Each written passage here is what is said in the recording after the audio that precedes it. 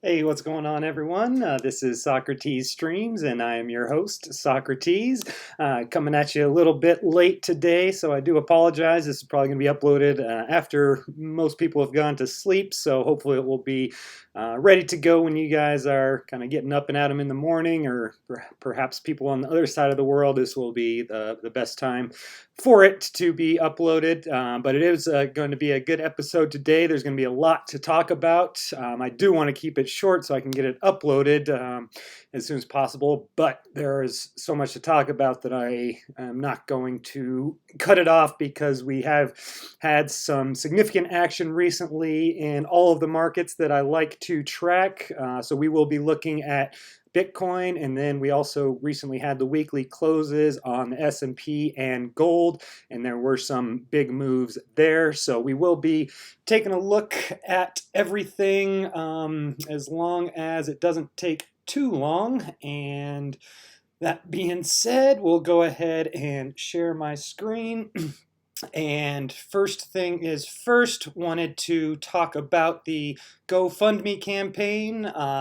Big thank you to everyone who has raised money, who has donated, and we have reached the goal, but there were some issues that I wanted to make sure to clarify for anyone who has been especially donating, and I have been agreeing to match. There were some difficulties this afternoon, which is really the reason why this show is late. So wanted to show that when I woke up this morning, the matches that were the donations that were made, once my match was put in, we were able to get up to the goal. So I was very, very excited about that. And again, want to thank everybody who donated. This will make a huge difference. But if you go there right now, it will show that the campaign is not fully funded, and that is because shortly after I made that $615 payment, I got an email from GoFundMe via WePay saying that the payment wasn't processed because we couldn't verify your information.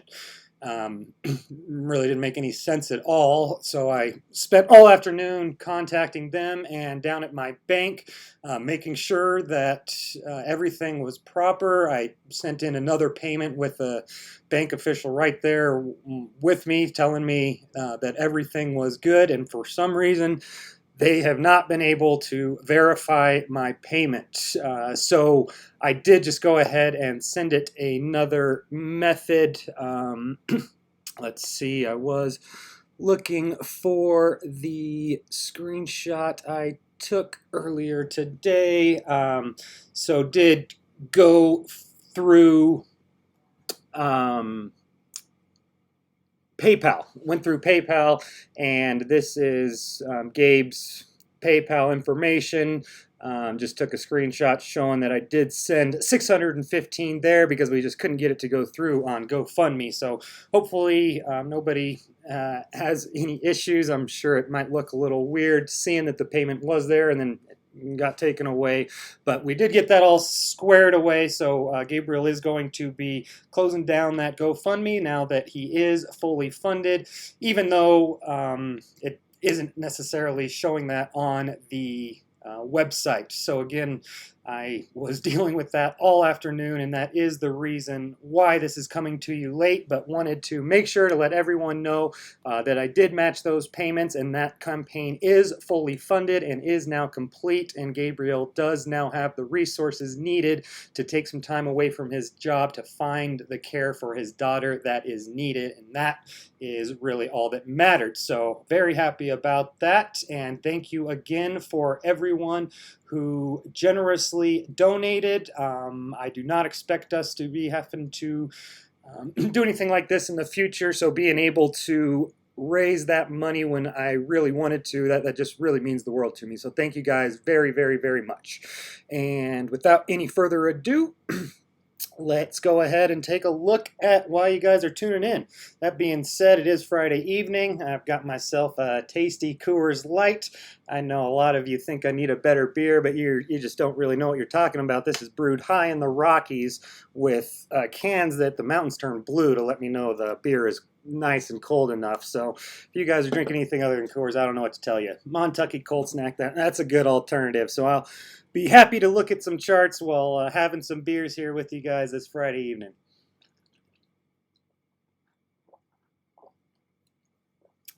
Delicious. Okay. So let's go ahead and take a look at kind of where we finished up yesterday. Was looking at this sort of Jesus fish pattern, which is really showing a potential parabolic move to the downside or a parabolic move to the upside.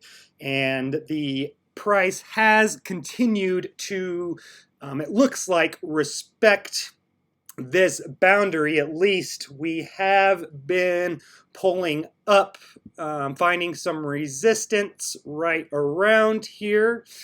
So I know that many people will not really want to adjust their lines after it looks like they were violated, but I have gone over in recent episodes how I like to adjust barrier lines, boundary lines, whether it be a trend line or sort of a parabola, is once new information is available, I absolutely do want to be taking that into account. I think of it like poker in the sense that if I am sitting on the button and I get dealt ace-10 offsuit, then the plan is going to be to raise. So that's the plan. I got good cards, I got good position, I'm going to raise. But what happens if a tight player raises in front of me? Well, now that's new information that I have that I absolutely now need to adjust my game plan, how I'm moving forward. As new information presents itself, I absolutely want to be taking that into account, but also want to be very careful about being too subjective and not having a hard enough boundary line that will really help me to identify when something's breaking. If I just continue to adjust once it looks like it's broken, that isn't going to work. But we can look at making some minor adjustments, absolutely. And this looks like a situation where I want to do that, just kind of seeing that we can move this a little bit. We see the tops of these wicks can be just done in a little bit better. And then we kind of, let's see, I want to get all those wicks in as touch points if I can, and then definitely want to touch that. So maybe something along those lines would be a good way to adjust this, because it looks like the price is pulling up at this boundary, but it also looks like maybe it should be adjusted just a little bit. So if we can get all these touch points to include there, then I'm absolutely going to be comfortable adjusting. So this is close. I mean, this is definitely close. This could be getting violated, and this is where I want to pay very, very, very close attention. Basically right here, if we can break above 10,464 on BitMEX, I'm going to say this is broken. And I'm going to say that, therefore, this bottom parabola that looks to be starting would potentially be the most important line moving forward. I did have some trend lines drawn for a symmetrical triangle, which absolutely we'll still look at. But if we do break this to the upside, I'm going to be most concerned with this bottom parabola holding, and if it does, then that could really provide us with that slingshot to the upside, which of course everybody wants. So let's go ahead and throw on the moving averages. Looks like I've still got it sit on the 128 from yesterday. That's why I always change those colors, just in case, to make sure I'm not think I'm looking at one moving average, only to realize I'm looking at a different one. So here we have the 50 and 200 EMAs, and definitely expecting those to act as resistance. Let's go ahead and just take out these lines now and see that the 50 EMA is also acting as resistance, or it's at least trying to, but pay very close attention to how price has closed every candle above.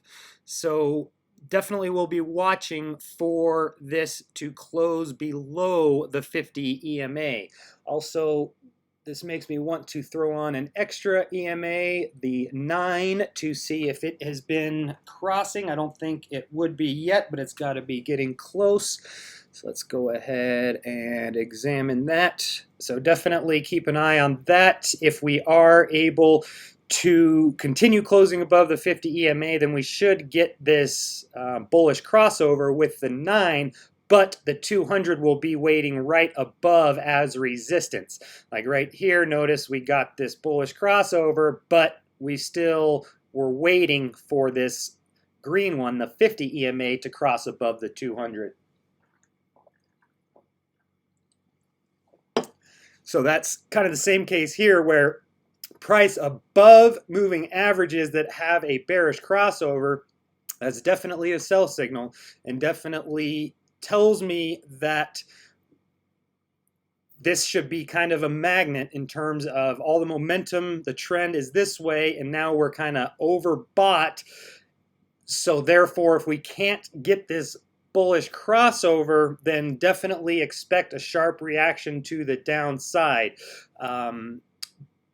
On the other hand, if we do get the bullish crossover, then we are positioned to go ahead and continue to the upside. So it's very important to pay very close attention when price is getting up to the 50 and 200 EMAs when they are in this death cross, because this is my last area of resistance.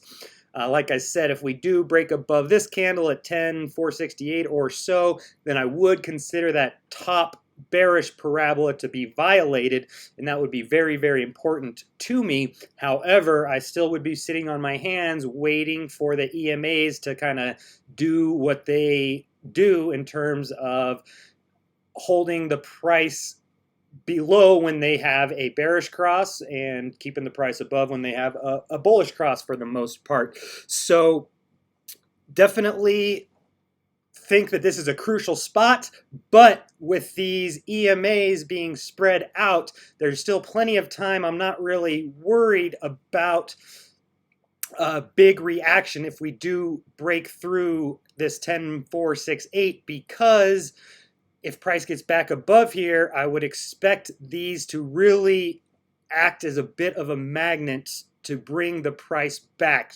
such that if we do get above, it will be very hard for the price to get too far above these moving averages, since they have a bearish crossover, specifically since there is a significant gap between the two. Back in here, these were very close, and this was very scary because at any time, one candle could cause these to cross. Not the case here. You would need to sustain price above the 200 EMA for probably a day or two before these could really cross over, unless you just got an absurd, one candle that just went up to 12,000 or something, which could happen, but I would give less than 5%. Excuse the burps for today, but it is Friday, so I'm going to continue on enjoying my beer. And let's look at what else we have been kind of seeing in terms of the potential head and shoulders inside of a head and shoulders. So right here we've got the left shoulder, and then we got the head, and now we could be working on a right shoulder. This was something I illustrated a couple days ago. As price was pulling back, I gave two options that I thought were most likely. Main option that I thought was going to happen is break down. The other option that I thought was most likely was a consolidation right here that kind of consolidated the trend line. Essentially, you get like one last little bounce off of this trend line, and then you consolidate below in here, we'll say, and that could give us a very nice head and shoulders that is inside of a potential other head and shoulders. So we call that the head, give this guy left shoulder, and give this guy right shoulder. Let's go ahead and make these different colors so it's just a little less confusing. And we're going with purple. Purple's definitely a good color. I don't use it enough, I don't think. Maybe I should change that. Okay, so now let's give us the horizontal boundary. You see how I had that alert set right there. And this is kind of looking like, right here is kind of looking like a fractal of this, where you got the shoulder, the head, come down, find support on the trend line, and then you go up and you make the head right here at horizontal resistance. Gets a little bit scary, then you pull back. Right here, shoulder, head, shoulder. Now it looks like we may be finding resistance at the horizontal, kind of like we did here, to give us a bit of a fractal in terms of a smaller head and shoulders inside of a larger head and shoulders. That's something I really like to see, and something that is fairly common when a market is really ready to confirm a pattern. It will often develop a smaller pattern inside of it. A great example that I'm thinking of is Ethereum versus Bitcoin. That thing had, it was like a huge descending triangle, and then as it was breaking down that horizontal support of the descending triangle, it formed another descending triangle. So that's something that I definitely like to see, is a fractal of the same pattern occurring. Tells me that it potentially just could be a little bit more powerful, a little bit more likely to confirm. If, like, you think what a head and shoulders is it is a higher high in between two lower highs, which illustrates bulls kind of trying to take over and break out, but really failing to do so. And that's kind of what I've been experiencing this whole time, where it's like the bulls are trying to make a move, but when it gets up to the point where they really need to push through, they fail to. So that repeating pattern is something that I pay very close attention to. So let's go ahead and take another look at this symmetrical triangle just to get an idea where it's coming in. And yeah, we haven't really even gotten anywhere close to touching that. So if we do retest the top end of this boundary, I would absolutely expect it to break. Absolutely, because we would have this kind of parabola working. We would have failed to break it down here off of this lower high. And if we can create a higher high above here, that should absolutely, I would expect it to cause the 50 and 200 EMAs to cross over, depending on how long we stayed up there. So if we can get back above 11,000, then we would be in a position to recross the 50 and 200 EMAs bullish, and I would expect that, combined with this kind of parabola that's developing on the bottom side, to be more than enough to cause this trend line to break to the upside. And if that did, I would definitely be expecting continuation. So let's see here. What was the other thing I was wanting to touch on? I am struggling to remember right now. Oh, the one other thing I wanted to say was that the weekly candle still hasn't closed. So if we do also get back above that 11,000, we could potentially close back above the trend line, which would be very, very interesting and would probably cause me to adjust it, even though I really don't want to, because after this week, I viewed this trend line as getting broken down, and this was my single most important structure for Bitcoin, because this trend line, as long as it was holding intact, I was going to expect further continuation to the upside. And if it broke down, that really confirmed the weekly SAR breaking down, which happened back in here, and really confirmed that a significant correction should be in the works. So after this closed here, I wanted to make sure that we didn't even wick back above this area, and so far so good. It's all played out pretty much to a T, coming back up and perfectly retesting before sending that right back down. But imagine if in the next couple days we rally above 11,000. If that happens, we would be, if we can close back above this trend line, then I would be very hard pressed not to redraw it. Because that just really should never happen. If this thing really did break down, we should not get a close back above that boundary. I wouldn't even want to see a wick go back above that boundary.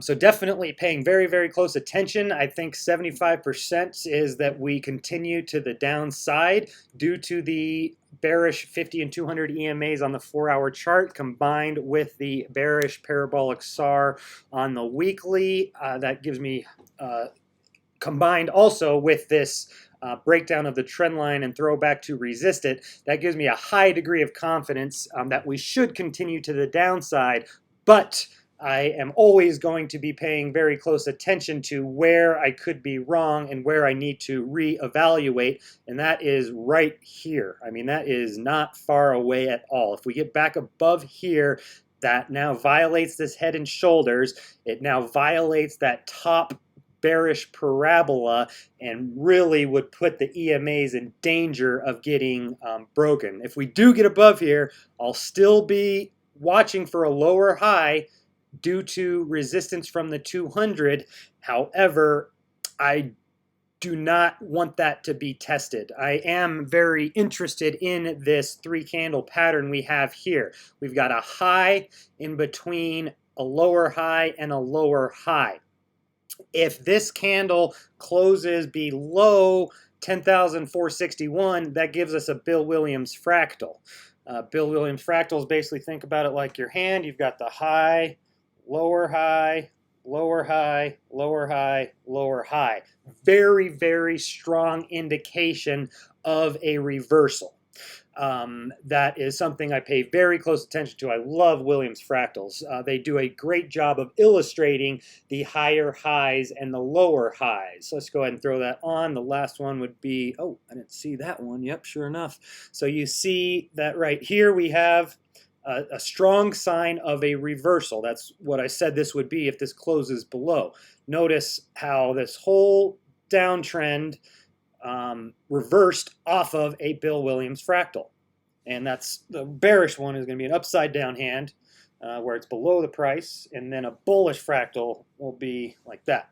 So here we see that this did reverse the price, sent it to the upside, and we got another one that essentially you can use these to trail stop losses. And you can also use them basically exactly like the parabolic SAR as a full stop and reverse system, where if you break them to the upside, that signals a long entry. So the entry would have been signaled on breaking this guy. And then once you get a new down fractal, you can trail the stop loss. So that's where I really like this as a trailing stop loss system, not as much as a way to enter. So definitely paying very close attention to this potential Bill Williams fractal developing. It sure looks like it's going to, and it's one of my favorite sort of reversal patterns. I made a post on TradingView a while ago when we kind of broke through 4,000 as a couple strategies for how to buy the dip. And one of my favorite strategies for how to buy the dip is when you get a fractal on a trend line. If you're kind of pulling back and you're wanting to buy a dip and you're not really knowing how far to wait, one of my favorite strategies is to identify a trend line and then wait for a fractal and then go ahead and enter and use that as the stop loss. So go ahead and take a look at that. That would be a link in every post that I post on there. Would have, screw it, let's just go over here.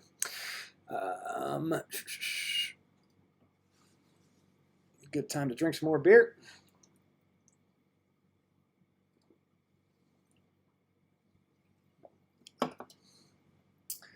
Okay, so right here we've got how to buy the dip and advanced dollar cost averaging strategies for different people depending on what type of method you want to go about it. I think both are extremely valid, and I even use a combination of the two. So you can come in here and check out buying the dip with moving averages, which is the preferred method that I definitely use. And this is actually very pertinent right here in terms of a recent cross is the first sign of a reversal, but you wait for them to spread out to see a more proven trend and to help to avoid some whipsaw. And that is kind of what we're seeing right now in terms of they're starting to spread out. You see here, it's a recent cross and you're in danger of whipsaw, but once they start to spread out, you kind of gain some confidence in terms of the strength of the trend and it not being a whipsaw. So give this a look. I think this is a really good resource, and here is what I was looking for in terms of, here's ETH USD on a 4-hour chart. You got a trend line. Wait for a fractal that follows a trend line. This should be highlighted as well. This one should not because we didn't come down to the trend line yet. So you wait for the test of the trend line and then a fractal to print. It takes 1, 2, 3, 4, 5 candles. So once that prints, now we enter on this one. And then we could trail the stop loss once this prints and add, that sort of thing. So that is definitely a good way, and it works in multiple markets. Here it is on the S&P 500. So while we're here, I have been meaning to kind of go over this a little bit in terms of, I think I've put together a pretty good resource on TradingView that's all out there for free, and you guys, I think, would find quite a bit of value. So here we have, in every post at the top, it's Sawcruhteez Strategies, which goes over basically my strategy for trading, which this does need to be updated. So if you do read this, know that I have made some small changes to make it more objective. And then also comprehensive trading process. This can be a good way to learn about the indicators that I use. So basically, if you're following me on TradingView, what you'll see is on a post, I'm going to cover a number of indicators, and they're all outlined in order of importance, starting with consensio, patterns, horizontals, trend lines, SAR, futures curve, funding rates, TD sequential, Ichimoku cloud, looking at all this stuff, and then kind of coming to a conclusion there. And what I have put together for this trading process is resources for every single one of these indicators and basically where I have learned them from.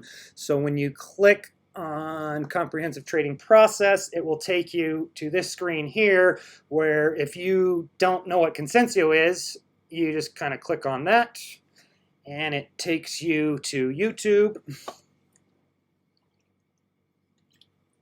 And it's a deep dive into consensio. Right here is basically what you need to know to learn consensio. So again, we'll just shill this because that's literally for free. It's for you guys. I think it's a great resource, and if you're following me, you probably like the way that I use certain indicators, and if there are some that you want to learn more about, then definitely come here and it will outline every indicator that I use and where I learned it from. Ichimoku Cloud brings you to some YouTube As usual, videos. all information on the From Josh Olszwik, is that how you say it? At Carpe Noctem on TradingView, excuse me, on Twitter.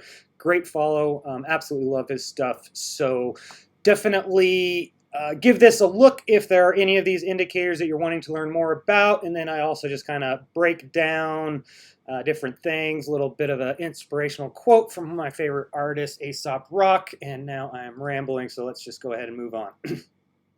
Couple things that I am interested to share with you guys today that they could be that's on show. There's some really good charts here, but I am going to cover them here. This might go a while. I just don't care. If you guys want to tune off, then go for it.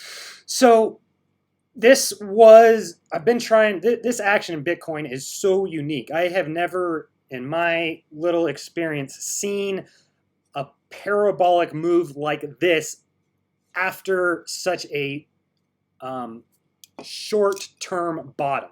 Like if this bottom was sideways for a year or two, this would make perfect sense. But this was a very short-term bottom that followed a huge bear market and led to an enormous move to the upside that even kept going, you know, all the way up into here. This was a chart posted by Nick Cote on Twitter, C-O-T-E, definitely somebody else I like to follow. And this was the only real chart that explained to me in terms of this, the price action we were seeing. Like this was very puzzling to me. And I'm trying to look at other charts and find any other examples of this type of action so that I could kind of just mentally prepare for what can come. Because when you're waiting to buy this dip and this dip ain't coming, you're starting to really wonder what in the world is going on here, especially if this is unprecedented in your experience. So looking for other charts that look somewhat like this is very important to me, and this chart is still the closest in line with what we're seeing out of Bitcoin. Look at how much these line up. The full bear market, you get the descending triangle after the blow off top, kind of phase 5, 6, 7 move into a descending triangle, breakdown, cupping, kind of button bottom. This Bitcoin is more of an ascending triangle, but still pretty close. Litecoin actually looked almost exactly like that, except it died out right around here. And then you see with how gold, it found this bottom, it turns up, and then it just goes to the moon with really no pullbacks. Like it just straight parabola with hardly any pullbacks. Notice how we come all the way up to near the all-time high before getting any sort of real consolidation period. Then we take off, set a new all-time high, come back to retest this horizontal, and then boom.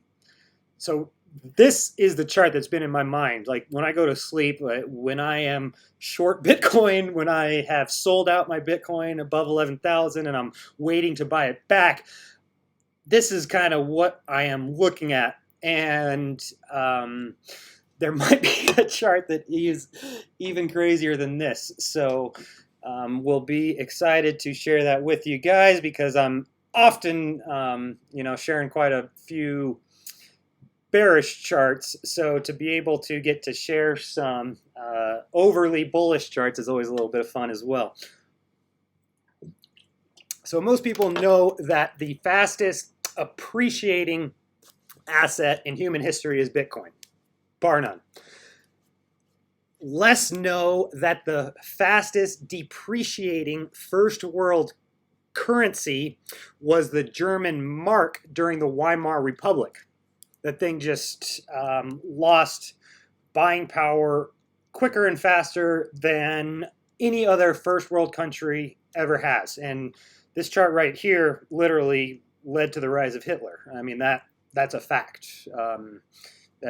Very hard to dispute as far as I'm concerned. So this is the inverse of this chart, which maybe Satoshi is the inverse of Hitler. That's absolutely how I kind of like to think of it in terms of how highly I respect Satoshi. If Hitler's the most evil person in the last 100 years, then Satoshi could be the inverse of that. And the chart of the asset that he has put together, the currency that Satoshi put together, is not only an inverse of the inflation that the German mark experienced, but we've actually been very much outpacing it. Notice how this is the first time that Bitcoin's rate of return has come to parity for the German mark. This is fascinating to me. When people talk about hyper-Bitcoinization, I believe that's going to happen in my lifetime. I don't believe it's going to happen in the next couple of years, but I can't be closed off to that possibility. And when I see a chart like this, my jaw kind of drops a little bit in terms of holy crap. Like, holy crap. So this is a very, very interesting chart to me, to say the least. Definitely, I don't want anybody to get, overexcited. So that's why I'm usually refraining from going too far on the, overly bullish side. But this is a chart that I feel like just has to be shared. I mean, this is absolutely fascinating to me. And this is somebody else who you should absolutely be following. Plan B. $100 trillion USD it's at 100 trillion USD. This guy may understand what's going on right now as well or better than anybody else. He is always posting stock to flow ratio charts and putting together some really, really compelling evidence for long-term price movement for the Bitcoin sort of hyper-Bitcoinization happening. So definitely give this guy a follow. And something else I wanted to share, which I found very interesting, but it turns out I maybe need to do, some of these might be a little bit off, but even if they are a little bit off, it's a very, very important chart. So this was something shared by @Polcuyvers, Polcuyvers. Just said playing around with your idea and came to the following chart. So look at the right here. So peak to bottom, 59 bars, 413 days. Peak to bottom, 59 bars, 413 days. I think these are a little bit off, but even if they're within a couple weeks of each other, that's clearly something to be paying very, very, very close attention to. Just think about all of the mania and crazy stuff that was going on during the 2018 Bitcoin bull market. What if you just told yourself, heck, I'm waiting for 50 weeks.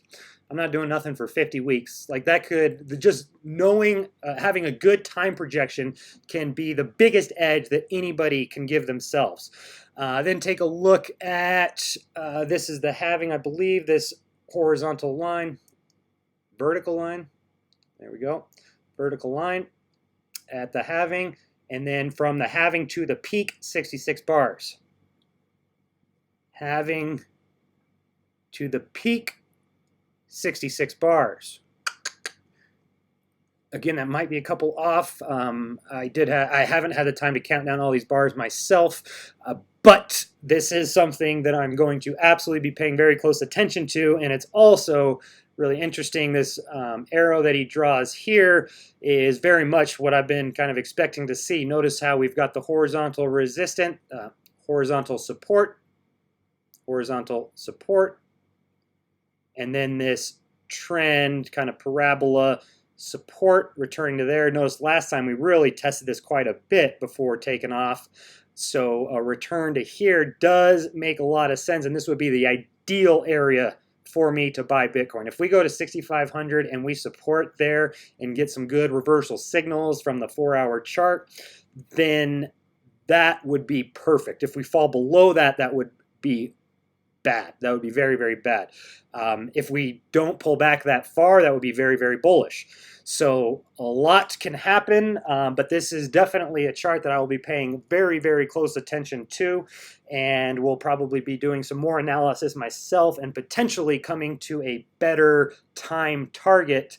He comes to 100,000 based on this, and then a $34,000 pullback, which makes all the sense in the world to me. That's about where I'd be expecting a pullback to go, in terms of these pullbacks have not gotten back to prior all-time highs. So that would make a lot of sense there too. Some great charts going around today. No idea how long I've been recording, so let's go ahead and quickly look at the traditional markets. Nope, there's one other thing I wanted to go over before the traditional markets, and that is altcoins.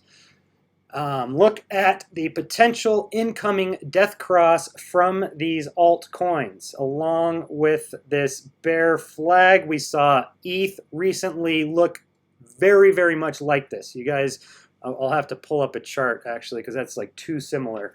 And sometimes when you have charts that are very, very similar and one is lagging, it can provide tremendous opportunity. Again, you've got to decide for your own self what you're going to do with your money. I'm just talking out loud because that's what we do on YouTube, right? Okay, so we're just going to go ahead and compare the Litecoin USD and ETH USD chart.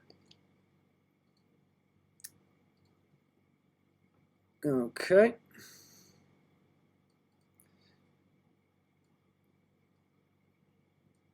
Perfect throwback there.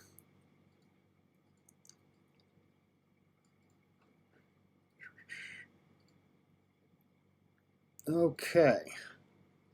So what are we seeing here? Notice, let's go ahead and zoom into the fort.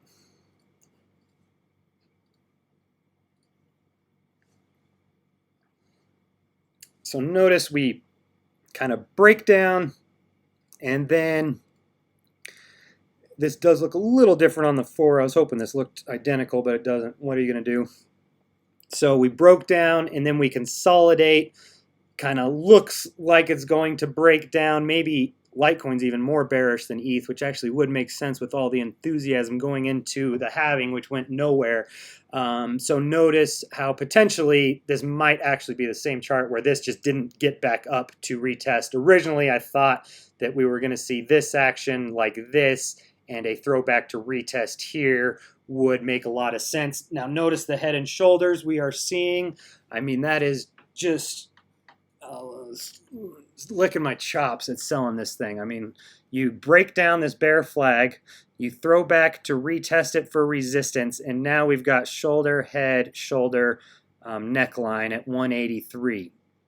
That is beautiful in terms of a potential short sale if we confirm this head and shoulders or anywhere in here. Again, the target is about 80 bucks due to that bear flag pattern. Don't get overexcited.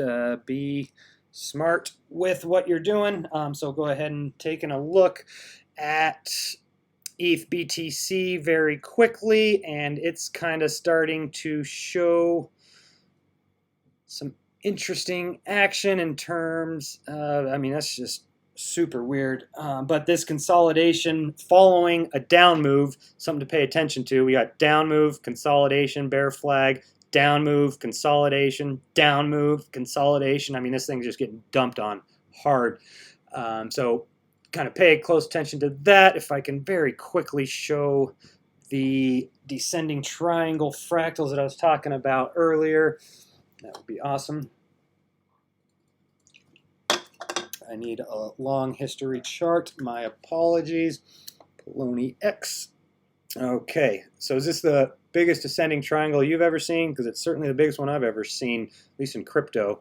Take a look at General Electric for the biggest one in terms of ever.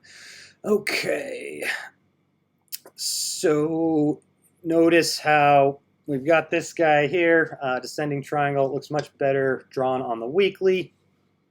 This was something I've been tweeting out from the hilltops for a while now because it's just such a clear pattern. So what we had really, in my opinion, is this was the descending triangle. This was the fake breakout. Notice how you get one candle to close above and then boom. So that is how I was drawing it.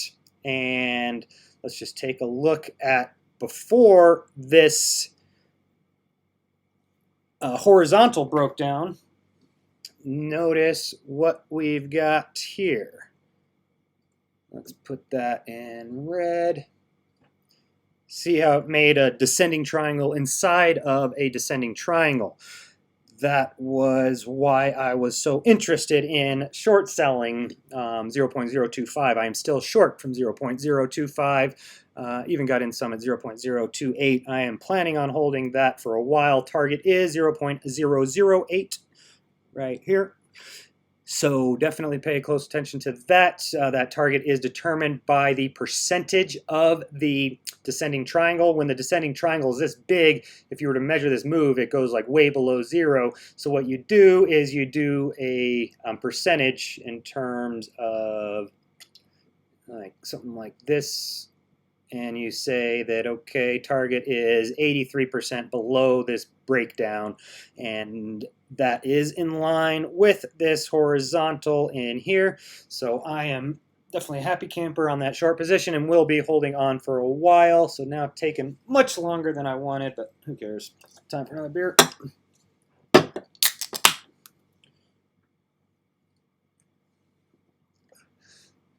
Look at that daily close on the S&P 500. Yuck. Whoa. Oh, it's disgusting. Right when it was ready to make a move to the upside. And if it finds support here, I mean, this is basically the last area. Potentially kind of a bear flag here. I don't like how far this is retraced up to really call it a bear flag. If we do something like this, nope, I always draw that backwards the first time. I definitely need to get better at fibs. So generally, for a bear flag, as I understand it, you want this kind of pull up to find resistance, ideally at this 0.618 boundary. That is really what you want to see for a bear flag. With it coming all the way above the 50% boundary, that doesn't count. You really can't call that a bear flag as far as I'm concerned. It's got to stay below the 50% boundary at least. So what we're looking at here, the last thing to hope for is this higher low that occurred. That we didn't close at the bottom of the candle. We did have a little bit of pushback towards the end of the day, and we did. It's higher low, higher low, higher low. So my stop losses are below this swing low, and I will absolutely be fully out if we do get below this swing low here. If we can support 28.35, there's still a chance that this was some just weird fake out. Maybe there's something in the news that I just totally missed. I've had a heck of a day. So let's go ahead and take a look at the EMAs. Notice how this is why this is so bad, is because we pulled down, and like I say, you're under a golden cross with a significant spread. That's going to act like a magnet. In my opinion, I'm very confident that it should at a minimum consolidate and have a very hard time continuing down with this spread on the EMAs. If they were closer, it wouldn't have a hard time. Like right here, it won't have a hard time. It'll just blow down and cross these. On the higher time frames, that's not necessarily the case, and that's why I like the 4-hour chart so much, is that the price really has a hard time getting too far away from these EMAs when they've got a crossover in the opposite direction with a significant spread between the two. So like back in here, notice it got very, very scary, but the reality is that we've got this acting as a magnet, and look, so that definitely could happen from here, is this. But I didn't want this at all. I wanted from here to support above. So we came below and we got this. This is a big move here. I mean, look at that in 4-hour candles. That's a big move. And that's where I really wanted continuation. If we broke through here, that would have confirmed the big W pattern. Like so. And provided a target of right here, 3,025. That's what I really wanted to see. But that instead, today, we just completely reversed.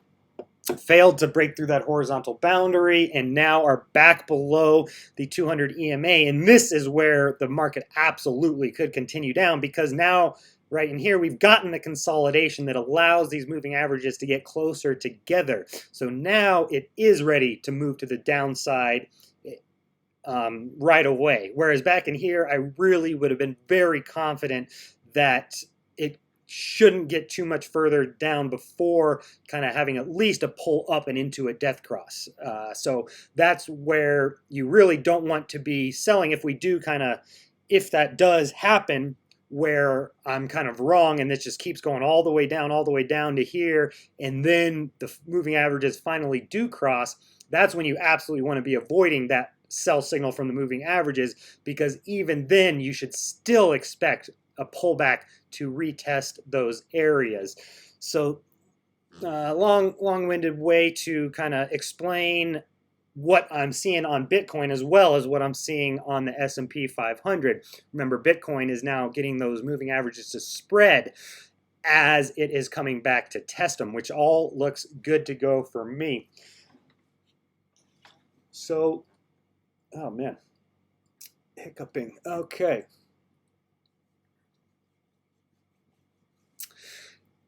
Just taking a look at the weekly, and we have found support above the 50 EMA. That is bullish. These two came down and wicked off. This one has found support above, so that's good.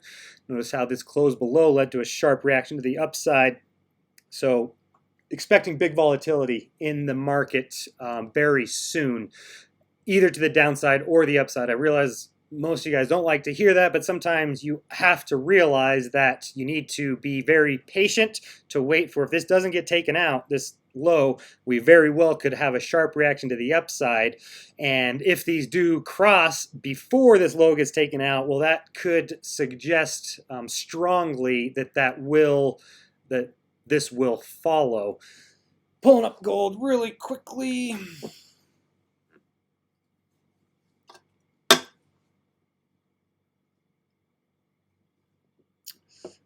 Big day for gold. And this is where I very much like to, if I'm long the stock market and gold is bullish, I very much like to be long gold as well, such that when the stock market pulls back and you lose money there, hopefully you make some of it back in the gold position. Big day for gold. Opened at 1498.36, closed at 1526.74, closed above this horizontal boundary, is looking like it could have established another higher low. What I am going to look for right now is the daily parabolic SAR to see what that's looking like. Yep, sure enough, that is a good clue. So kind of like you hear Tone talking about with the TD sequential, when you get to a 9, sometimes you get a 1 to 4 candle correction, sometimes you get a whole move to the other side. So potentially this could be a similar situation where we broke the SAR and it was only really like a 1 candle correction, and then we continue to the upside. That definitely could be what we're seeing. Or maybe we're looking at something back in here where this needs to consolidate further because it's just had a big move and it just needs some time to kind of cool off while it's overextended, and a break of the SAR could just be potentially getting you chopped in and out as the consolidation happens. When price consolidates, if you're using a trend trading strategy, you're going to lose. You're going to buy tops and sell bottoms because the buy signals generally don't come in until after a significant move happens, and if you're in a range, that significant move will be occurring right at the top of the range. So paying close attention. I'm already long from a while ago. I'm not planning on adding up in here necessarily unless we got a much more significant correction. So let's also take a look at the ADX, see what that may be telling us, and that's not working. Okay. So ADX on the daily, notice the buy pressure has started to really increase. Demand is increasing and supply continues to decrease. We are starting to approach a point of exhaustion for the daily ADX. Definitely getting up. Notice how this is where trends tend to end, is when the ADX rolls over, especially above 60. So looking here, this bear trend kind of ended right there. Let's look back here. Bear trend ended right there. Looking back in here, bull trend, I mean, that just called almost the exact top.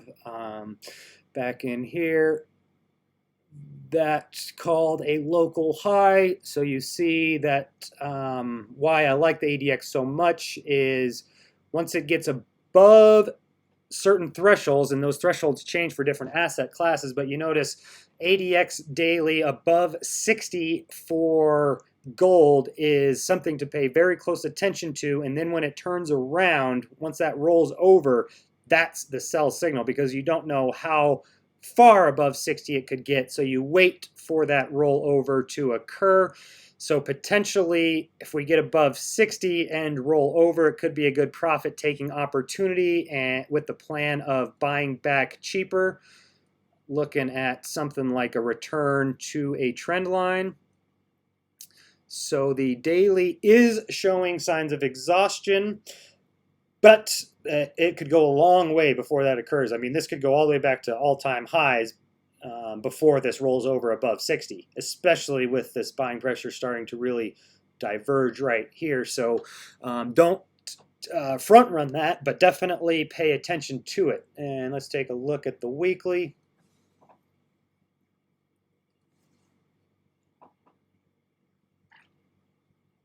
Not sure what this arrow is. Sure, it was something important at the time. Ooh, look at that weekly RSI. That's interesting.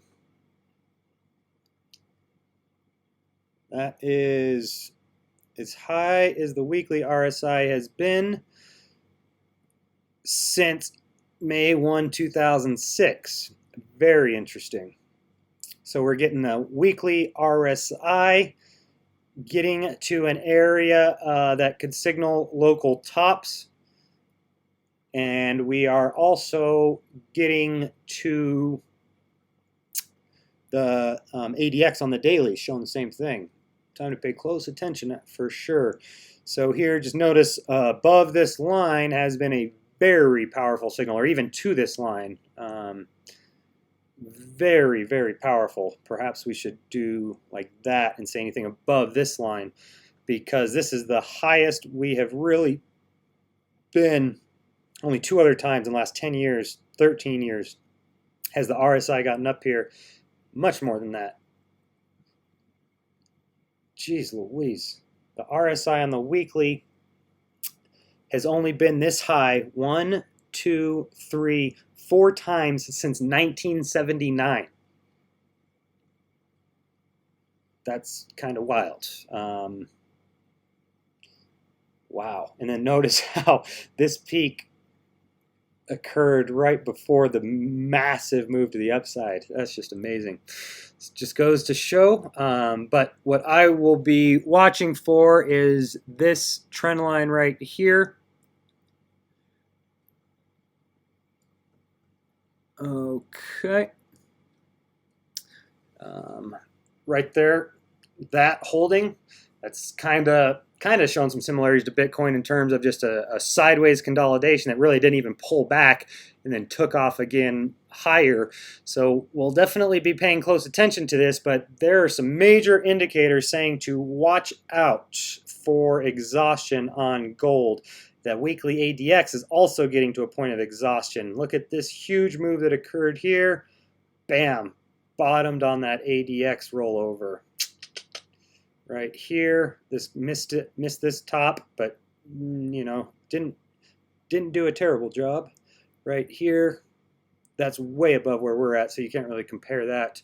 Okay, one other thing while we're looking at that I want to show is just the sweet signals that we got from the 50 and 200 EMAs on gold, and this was something that I did cover in real time when Tyler and I had a show on the Hyperwave channel in terms of look at this pullback and into a golden cross on the weekly.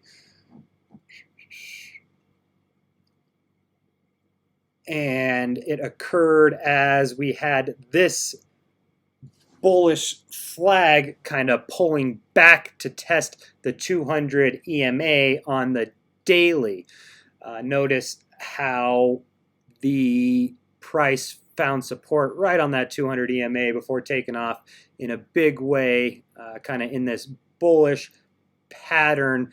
And then let's take one more look at this action up in here in terms of, let's say you missed out and you wanted to add. My dip buying strategy that I shared earlier is based on these 50 and 200 EMAs, and look at that. Bingo. Before taking off. So absolutely beautiful. All right. That is everything that I've got for you guys today. I'm sure it's a lot more than you were planning on. It's more than I was planning on. I appreciate anybody who stuck in all the way through. It is now time for me to go ahead and get this uploaded and enjoy a little bit of my Friday evening. I'll probably just be hanging out on Twitter a little bit. I don't plan on going out. I'll have a couple beers here, maybe a cigar, and something to watch on TV to wind down the evening. And thank you guys again for tuning in. This has been Sawcruhteez Streamz. I am going to plan on taking Saturdays off for the most part, but here getting started out, I do want to get started with a bang, so we'll be doing daily shows as much as possible. So we'll plan on seeing you guys tomorrow, and it will definitely be a much shorter show. So we'll look forward to talking at